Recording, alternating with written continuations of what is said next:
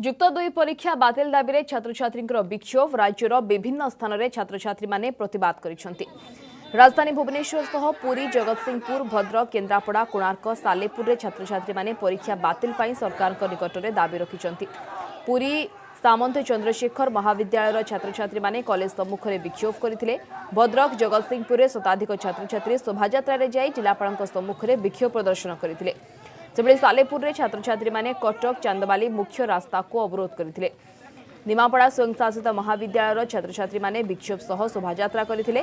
Corona जोगु ए वर्ष बहु विलंबरे college गुड़िक खोलिथिला, तेणु कम पाठपढ़ा होईछि एवं कोर्स मध्य सरे नाही। तेणु जुक्त दुई बोर्ड परीक्षा बातिल पाई छात्र छात्री दाबी करिसेंति।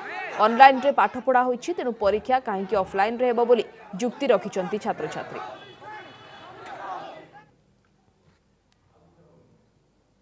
आमे चाहू कि हमर दाबी पूर्ण करे जाऊ, हमर एग्जाम्स कैंसिल करे जाऊ।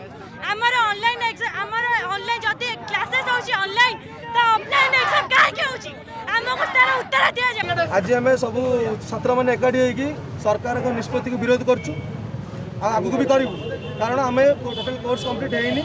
तो आम चाहूँ कोविड समय दुनिया दुनिया वायरस सब बाहर यही समय आम चाहूँ कि पाठ माने कॉलेज आसपार ऑनलाइन क्लास कले समस्त पाखे पैसा नहीं कि अफोर्ड कर फोन अफोर्ड कर पारे।